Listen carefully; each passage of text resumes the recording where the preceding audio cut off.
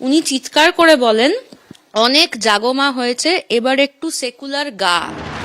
বেসরকারি স্কুলের অনুষ্ঠানে গান গাইতে গিয়েছিলেন শিল্পী লগ্নজিতা চক্রবর্তী, আর সেখানেই হেনস্থার মুখে পড়তে হলো শিল্পীকে। মারাত্মক এই অভিযোগ উঠল পূর্ব মেদিনীপুরের ভগবানপুরে। শনিবার সেখানকার সাউথ পয়েন্ট পাবলিক স্কুলের বার্ষিক অনুষ্ঠানে গান গাইছিলেন শিল্পী লগ্নজিতা চক্রবর্তী। তার অভিযোগ, জাগমা গানটি গাওয়ার পর দর্শক আসন থেকে মেহবুব মল্লিক নামে এক ব্যক্তি উঠে আসেন মঞ্চে। তিনি লগ্নজিতাকে মারধর করতে পর্যন্ত উদ্যত হন। আমি একটা গান গিয়েছিলাম জাগো মা বলে, সেটা আমার 7th গান আমার লিস্টের। তো আমি সেই গানটা শেষ করে কথা বলছিলাম 8th গানে যাব বলে। উনি চিৎকার করে বলেন, অনেক জাগমা হয়েছে, এবার একটু সেকুলার গা। তুই তোকারি, গানও নয়, আপনি টাপনির কোনো ব্যাপার নেই। ভদ্রলোকের নাম মেহবুব মল্লিক। অভিযুক্ত Mehboob Mallick South Point Public স্কুলের মালিক। যদিও মেহবুব মল্লিকের পরিবারের দাবি, অতিরিক্ত টাকা চাওয়াকে ঘিরেই শিল্পীর সঙ্গে বচসা। উনি টাইম দিয়েছিলেন 4টায়, তো আমরা শীতের কারণে ওটা দেরি হয়ে গেছিলো, 6:30 বেজে গেছিলো। উনি এটাতে খুব রেগে যান, দিয়ে এক্সট্রা টাকার জন্য ডিমান্ড করেন। আমরা ওতে রাজি হইনি। আর উনি যে গানটা গেয়েছিলেন, তো ওই গানটাকে বলা হয়েছিল যে আপনি আরেকটা অন্য যে কোনো সেকুলার গান গান। যে কোনো শিল্পী বাড়ি থেকে বেরোন পুরো পেমেন্ট হয়ে যাওয়ার পরে। আমরাও তাই করেছি, আমাদের কালকে সকালে পুরো পেমেন্ট হয়েছে, তারপরে আমরা বেরিয়েছি। এই ঘটনার পর ভগবানপুর থানায় অভিযোগ দায়ের করেন শিল্পী। আমি থানায় গিয়ে জানিয়েছি যে এটা আমার সাথে হয়েছে। তখন আমাকে থানা থেকে বলেছেন যে আপনি জেনারেল ডায়েরি করুন। আমি জেনারেল ডায়েরি করেছি। তো এটা ওনাদেরই বিচার্য যে মানে এফআইআর কেন হয়নি। এই অভিযোগ সামনে আসতেই শোরগোল পড়েছে। গ্রেপ্তার করা হয়েছে অভিযুক্ত স্কুল মালিক মেহবুব মল্লিককে। ভগবানপুর থানার ওসি শাহেনশাহ হকের বিরুদ্ধেও বিভাগীয় তদন্তের নির্দেশ দেওয়া হয়েছে। আমরা প্রাথমিক তদন্তে যেটুকু পেয়েছি তাতে ওই যে মেহবুব মল্লিক বলে যে আছে, ও যেভাবে ইন্টারাপ্ট করে, আমরা সঙ্গে সঙ্গে অ্যারেস্ট করতে বলি ওসিকে, এবং তখন থেকেই রেড শুরু হয়।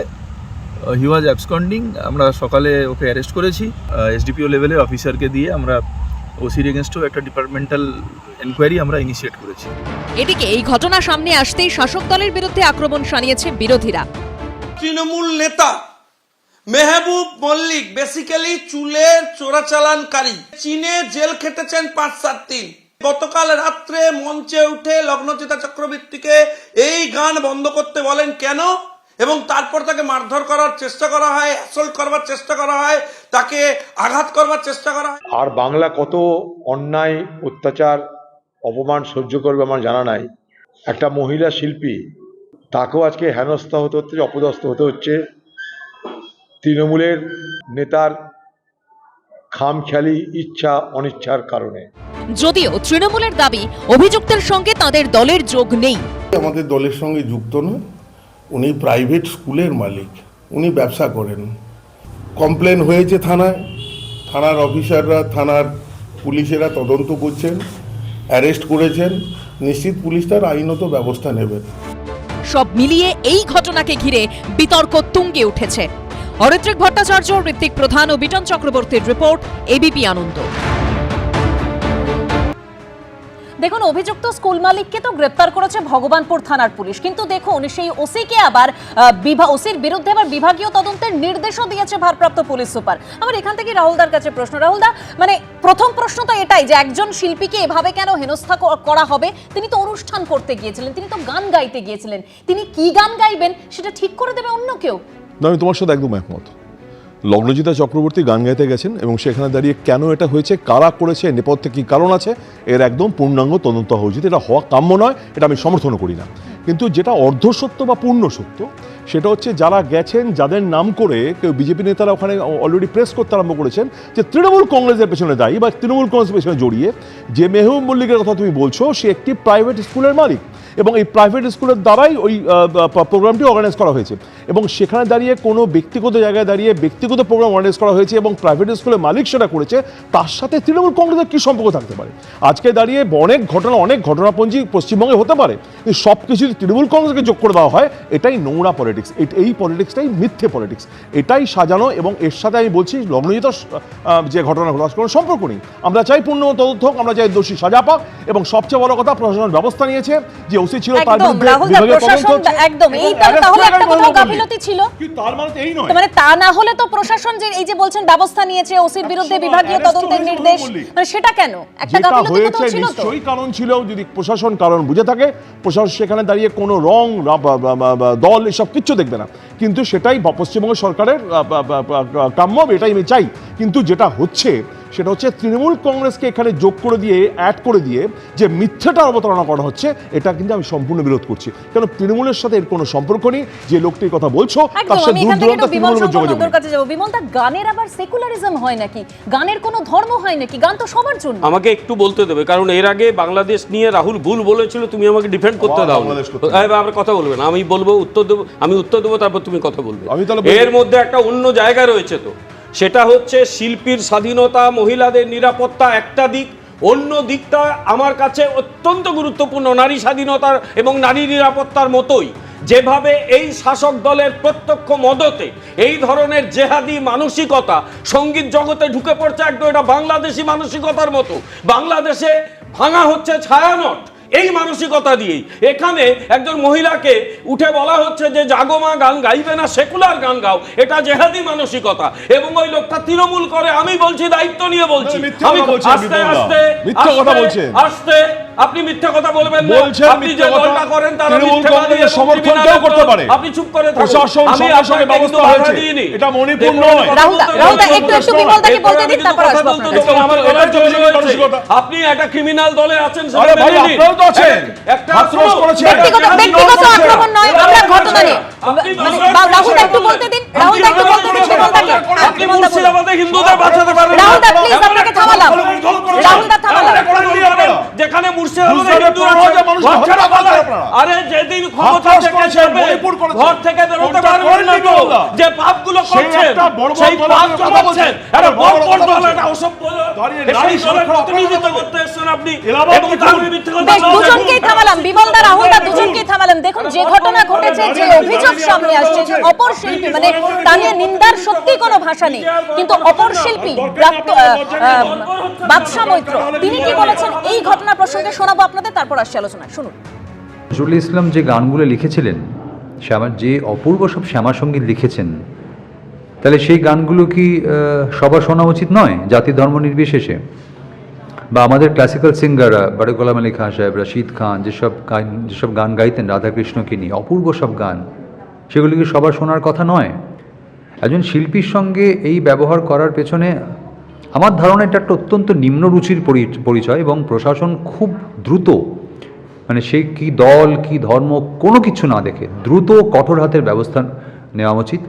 এবং আমি একজন শিল্পী হিসেবে, একজন অভিনেতা হিসেবে লগ্নজিতার পাশে দাঁড়িয়ে বলছি যে কোনো মূল্যে এই জাতীয় যে প্রবণতা যেটা দেখা দিচ্ছে সেটা আটকাতে হবে, এবং সমস্ত দলমত নির্বিশেষে সমস্ত শিল্পী সাধারণ মানুষকে এক জায়গায় এক মঞ্চে এসে দাঁড়িয়ে বলতে হবে যে শিল্পের কোনো জাত হয় না, শিল্পের কোনো ধর্ম হয় না, শিল্প সবার, সৃষ্টি সবার জন্য।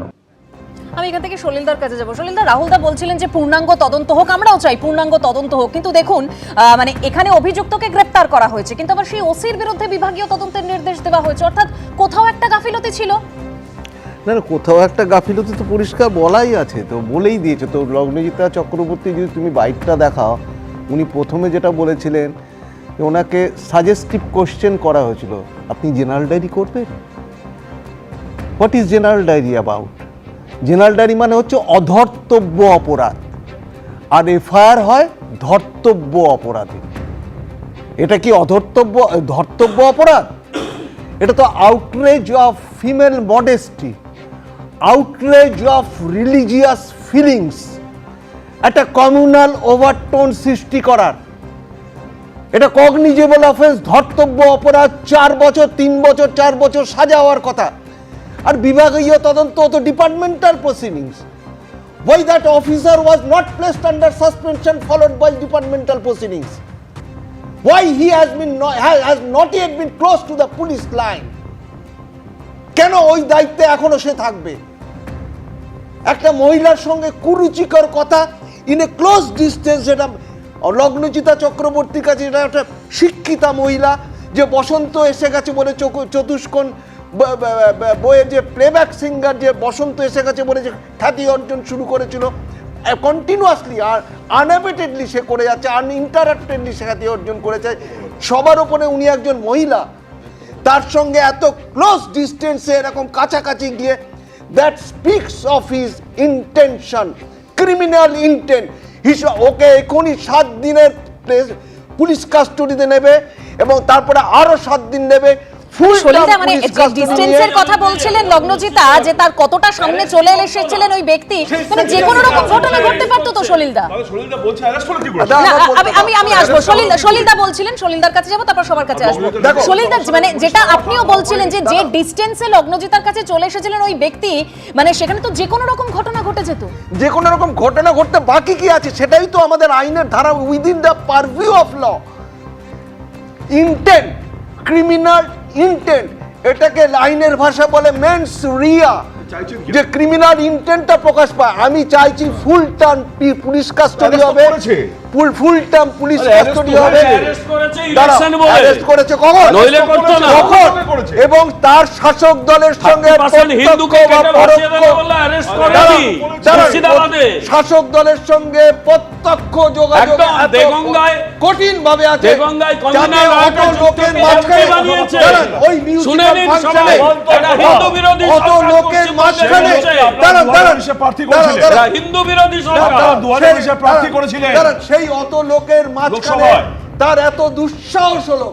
ওই রকম একজন সঙ্গীত গায়িকা, একদম একদম। আমি এখান থেকে একটু দেবাশিসদার কাছে যাবো, সবাইকে থামালাম। দেবাশিসদা, দেখুন একটার পর একটা ঘটনা ঘটে, আর এটা আমাদের বলতে হয় যে ফের রাজ্যে নারী নিরাপত্তা প্রশ্নের মুখে। না, সবাই মিলে তো নিন্দা করছি, একদম যথাযথভাবে করছি, তীব্রভাবে করছি, কিন্তু আমরা কোন রাজ্যে দাঁড়িয়ে সন্ধ্যাবেলায় এটাকে নিন্দা করছি? এটা হচ্ছে সেই রাজ্য যে রাজ্যে সরকারি হসপিটালে আরজি করে একইভাবে একজন ডাক্তার ম্যাডাম ডিউটি করতে গিয়ে কি নৃশংসভাবে তাকে লাঞ্ছনা দেওয়া হয়েছে, হত্যা করা হয়েছে, এবং তারপর কি হয়েছে প্রশাসন, বিচার ব্যবস্থা সবটা আমরা সেই রাজ্যে দাঁড়িয়ে কিন্তু আজকে এই লগ্নজিতার ইনসিডেন্ট নিয়ে আলোচনা করছি। এটা পরিষ্কার করে বুঝতে হবে, দুটো জিনিস মাত্র এখানে বলা রয়েছে। একটা হচ্ছে সামগ্রিকভাবে যখন পরিবেশ এই সমাজ বিরোধীদের বিষিয়ে যায় এবং ধর্ম জাতপাত যখন মানুষের সকাল থেকে রাত পর্যন্ত কাটবার প্রতিটি চর্চার মধ্যে ডমিনেট করে, চিন্তা বৌদ্ধিক চর্চার মধ্যে যখন নগ্ন অবস্থায় ধর্ম জাতপাতে কুরাজনীতি ডমিনেট করে, এই পলিটিক্যাল অ্যাম্বিয়েন্সের মধ্যে আমরা পলিটিক্যাল ডিবেটের মধ্যে আমরা আমাদের রাজ্যে এখন এটাকে মেইন কোর্স ন্যারেটিভ করে ফেলেছি। সেখানে দাঁড়িয়ে যে পলিটিক্যাল ডমিনেশন কাজ করছে, সেখান থেকে এই ধরনের ঘটনাগুলো ঘটছে। ফলে এটাকে যদি বন্ধ করতে হয়, এখানে সহলদা বলছেন, আমি বলছি প্রশাসন ব্যর্থ, সফল না। এটাকে বন্ধ করতে গেলে, এটাকে পাল্টাতে গেলে রাজ্যের সমস্ত শুভবুদ্ধি সম্পন্ন মানুষকে শিকড় থেকে উৎপাদ করতে হবে। কাকে করতে হবে? আমি দল বলছি না, এই রাজনৈতিক পরিস্থিতি 11 পরবর্তী অবস্থায় যারা তৈরি করেছে, যে গণতান্ত্রিক পদ্ধতিতে এই ব্যবস্থা তৈরি হয়েছে, সেই গণতান্ত্রিক পদ্ধতিতে কিন্তু মানুষ এই ব্যবস্থা পাল্টাবে, এবং এটা না পর্যন্ত এই ঘটনা বারবার ছিল। ধানতলা কি ছিল? আরে ধানতলা কি ছিল? 34 বছরের একটা দীর্ঘ এটা এখন একটা ডেইলি ইনসিডেন্টের মধ্যে চলে গেছে। প্রতিদিন একটা ইনসিডেন্টের জায়গায় পরবর্তী আপনারা বলছেন নারী সুরক্ষার কথা, 34টা বছর ধরে নারী নির্যাতনের পদ্ধতি তৈরি করছিলেন, আপনারা বড় বড় কথা বলছেন না? মানে রাহুলদার কাছে গেলে সেই ধানতলা বানতলার প্রসঙ্গ আসে, সেই বামামলের প্রসঙ্গ আসে, কিন্তু সেই বামামলের প্রসঙ্গ বা বামামলের পরিবর্তনের জন্যই তো তৃণমূলকে এনেছিল সাধারণ মানুষ, বিপুল ভোটে জিতিয়ে। তারপরও তো পরিস্থিতির বদল কি হলো? সাধারণ মানুষের এই প্রশ্নটা না থেকেই যায়। দেখুন, লগ্নজিতা চক্রবর্তী, তার সঙ্গে যে ঘটনা ঘটেছে, তিনি যে অভিযোগ করছেন, তা নিয়ে অভিনেতা সৌরভ চক্রবর্তী কি বলছেন শোনাবো। 100% চিন্তার বিষয়।